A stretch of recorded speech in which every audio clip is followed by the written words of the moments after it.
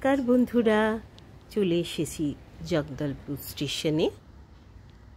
স্টেশনটি খুব সুন্দর।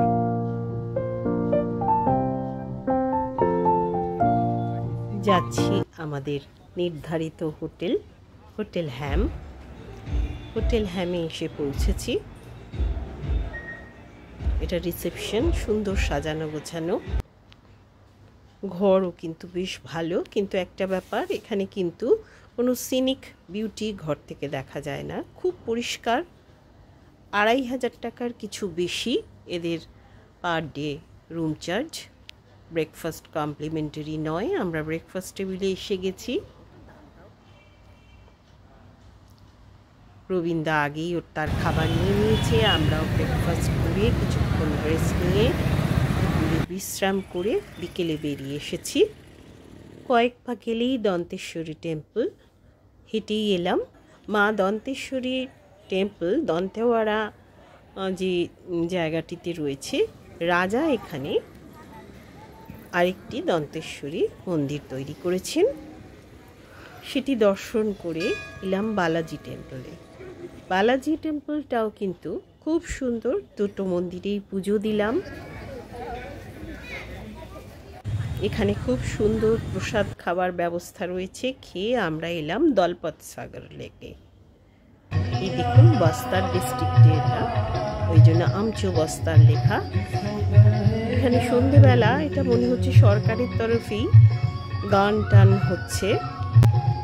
অনেকে গান গাইছে, আর আমাদের মতন যারা দর্শক টুরিস্ট তারা এসে কিছুক্ষণ বসছে, গান শুনছে। সেই রাত্রিটা হোটেলে থেকে পরের দিন সকালে আমরা বেরিয়ে গেলাম দূরে জলপ্রপাত দেখার উদ্দেশ্যে।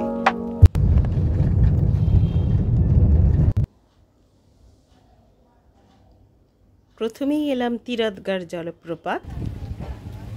জঙ্গল এলাকা। এখানে মালবিকা বড়া খেতে শুরু করেছে। খুব সস্তা বড়া, কিন্তু 5 টাকা করে। আমরা টিকিট কেটে, সবাই জানেন আমার হাজব্যান্ড তো পশুপ্রেমী, সে বাঁদর পেয়ে তাদের খাওয়াতে লেগে গেছে। সবাই আস্তে আস্তে আমরা নেমে যাচ্ছি। তিরথগড় ফলস।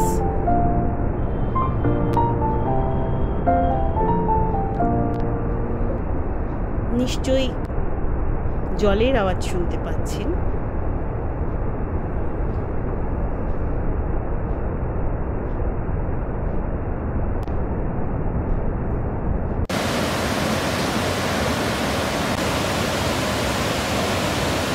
অপূর্ব সুন্দর এই ফলস। দুপা করে নামছি আর ছবি তুলছি। অনেকগুলো সিঁড়ি নামতে হবে, তাই সাবধানে নামবেন। আর নিচে জল আছে, তাই সেরকম গ্রিপ ওলা জুতো পরে আসবেন। গড় ফলস 34 কিলোমিটার মতো জগদলপুর থেকে।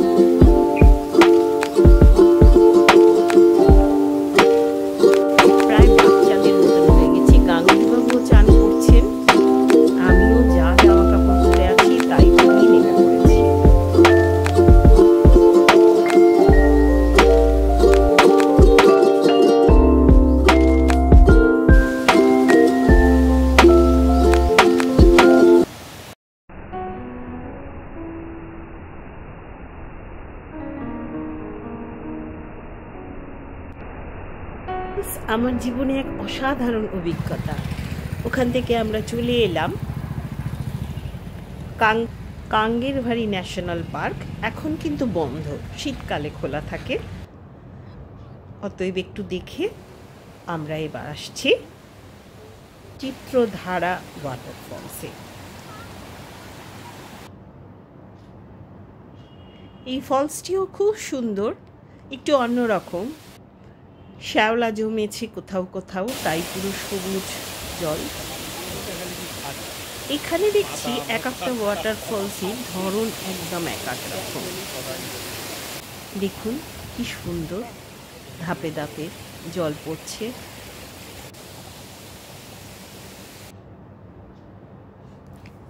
চিত্রধারা দেখে আমরা চলে এলাম আমাদের নির্ধারিত এসটিএফ ক্যাম্প। আমরা দণ্ডামি রিসর্ট পাইনি, তার বদলে এটা পেয়েছি। ওরাই এসটিএফ ক্যাম্প বুক করার জন্য বলেছিল। এটাও কিন্তু খুব সুন্দর, বিশাল বড় ঘর। ঘরের পাশেই আবার ওদের আলাদা বাগান টাইপের জায়গা রয়েছে, পুরো পাঁচিল দেওয়া। এটা মাওবাদী যখন প্রবলেম ছিল তখন পুলিশের জন্য ব্যবহৃত হতো। বিরাট বড় বাথরুম, আমি এত বড় বাথরুম কোথাও পাইনি। বিশাল বাথরুম, থাকাটা আশা করি খুব ভালো হবে। এই একটা ছবি দিয়ে দিলাম, আপনারা পজ করে দেখতে পারেন কোথায় কি আছে। এসটিএফ ক্যাম্পে আমরা লাঞ্চ করে রেস্ট নিয়ে বিকেলে বেরোলাম। আজ হাটবার। অদ্ভুত সুন্দর গ্রাম্য হাট। আতা বিক্রি হচ্ছে, পুরো একটা পুরো ভাগ হিসেবে বিক্রি করছিল 200 টাকা। তাতে 3 কিলোর বেশি বোধহয় থাকবে। যার যা ফসল হয়েছে তাই নিয়ে এসেছে। এখানে ওজনের কোনো ব্যাপার নেই, এরকম ভাগ ভাগ করে বিক্রি হচ্ছে। দেখুন আলাদা আলাদা ভাগ করা রয়েছে। দূরে একটু দূরে বিক্রি হচ্ছে হাড়িয়া, যেটা নাকি ভাত থেকে তৈরি হয়, নেশার জিনিস। আর আওয়াজ পেলাম এইদিকে হচ্ছে মুরগির লড়াই। এগিয়ে গেছি, দেখতে পাই কিনা। এই যে মুরগির লড়াই শুরু হয়েছে। মুরগি সব যে যার মুরগি নিয়ে এসছে। আদিবাসী গ্রাম এটি। এই প্রথম দেখলাম নিজের চোখে মুরগি। দেখে আমরা চলে এলাম চিত্রকূট জলপ্রপাতে। বিকেল হয়েছে, পড়ন্ত বিকেলের আলোয় অসাধারণ অসাধারণ। এই চিত্রকূটকে বলে ভারতের নায়াগ্রা। আর এর পাশেই দণ্ডামি রিসর্ট। দণ্ডামি রিসর্ট থেকে কিছু কিছু ঘর থেকে চিত্রকূট ডাইরেক্ট দেখা যায়।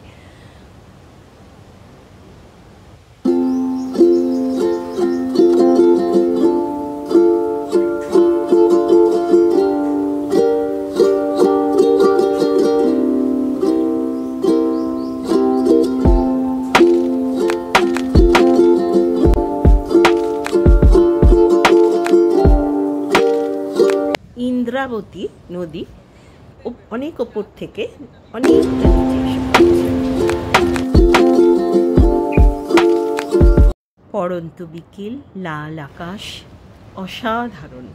নিচে নেমে এলাম অনেকটা সিঁড়ি দিয়ে, খানিকটা গিয়ে নিচে নদীর ধারে যাওয়া যায়। স্নানের জায়গাও রয়েছে, কেউ কেউ করছে। ওপরে উঠে এসছি, অন্ধকারে দেখুন দেখা যাচ্ছে। আহা আহা আহা, এরকম আকাশের রং আমি কিন্তু দেখিনি। আমি আকাশের রং বিভিন্ন ভীষণ ফলো করি। যাই হোক, আমরা চলে এলাম দণ্ডাবতী রিসর্টে। সেখানে আমরা হালকা কিছু খাবো। খেয়ে সেদিনের মতন আমরা চলে এসেছি আমাদের এসটিএফ ক্যাম্পে। পরের দিন সকালবেলা এই যে আমাদের এসটিএফ ক্যাম্পের বাইরেটা দেখাচ্ছি। চারিদিকে এপাশে হচ্ছে ওদের ক্যান্টিন, আর এই প্রত্যেকটা কটেজ অনেকটা দূরে দূরে, রাস্তা বাঁধানো, মাঝখানে বিশাল বড় মাঠ। খুব নির্জন এই রিসর্টটা, ভীষণ ভালো লাগলো। আপনারা বুক করতেই পারেন, কিন্তু অনলাইনে বুক করবেন। আমাদের এই যে ড্রাইভার ভাই শর্মাজিকে বললাম আবার একবার চিত্রকূট নিয়ে যেতে। চিত্রকূটে নিয়ে যেতে এত দূর থেকে এসেছি, তো পরের দিন সকালে আবার গেছি আমরা ব্রেকফাস্টের পরে।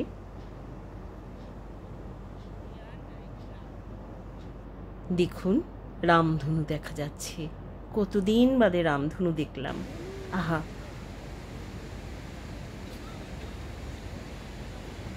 এই শর্মাজির আমি ফোন নাম্বার দিয়ে রাখবো। অত্যন্ত ভালো ড্রাইভার এবং গাড়িও ভীষণ ভালো। কিছু আমাদের ছবি টবি তোলা হলো। তারপর পাশেই একটা খুব সুন্দর, খুব প্রাচীন শিব মন্দির, সেখানে আমরা গেলাম। শিব মন্দিরের চারপাশটাও খুব সুন্দর করে বাঁধানো। এখানে বসে থেকেই না আপনার যদি সময় থাকে তাহলে একটা সকাল কেটে যাবে। অপূর্ব শিব মন্দির। শিবের বিগ্রহ আজ সোমবার খুব সুন্দর দর্শন হলো। এই পাশটায় লোকাল লোকেরা স্নান করার জন্য যায়, কিন্তু এদের এই সিকিউরিটি থেকে এখানে কিন্তু হুইসিল দিয়ে দিয়েই ওদের বারবার তুলে দিচ্ছে, কারণ রিস্কি জায়গা। এরপর আমরা চলে এলাম মেন্দ্রি গুমার ওয়াটারফলসে। এটা প্রায় 125 থেকে 150 ফিট উপর থেকে জল পড়ছে, ইন্দ্রাবতী নদীর জল ফলস আকারে। দেখুন,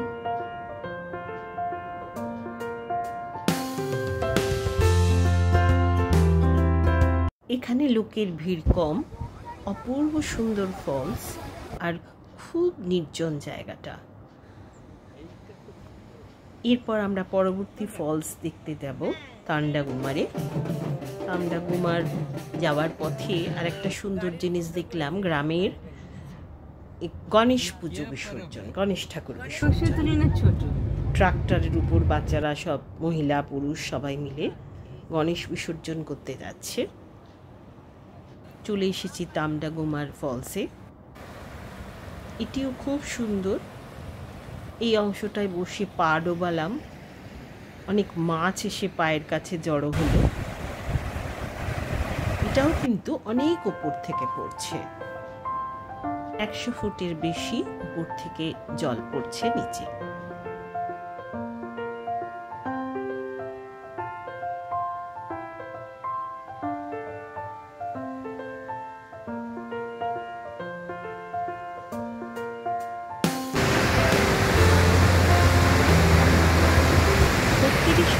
এমন সুন্দর সুন্দর ফলস আর প্রাকৃতিক সৌন্দর্যে ভরা যে আমার আবার আসতে ইচ্ছে করছে। অদ্ভুত সুন্দর, আপনারা ঘুরে যান। বিশেষ করে বর্ষাকালে জলের পরিমাণ অনেক বেশি থাকে। শীতকালেও ভালো লাগবে, কিন্তু বর্ষাকালে আমার মনে হচ্ছে আরও সুন্দর। লাল মাটির রাস্তা ধরে খানিকটা এলাম।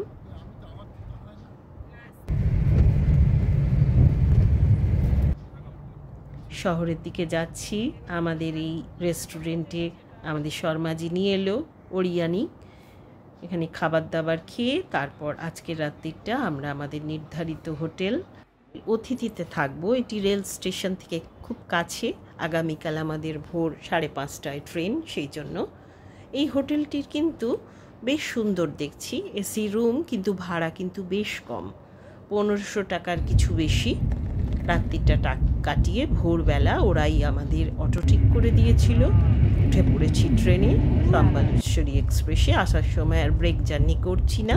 বন্ধুরা, আমার এই ভিডিওটা ভালো লাগলে একটা লাইক দেবেন, শেয়ার করবেন, সাবস্ক্রাইব করলে আরও ভালো।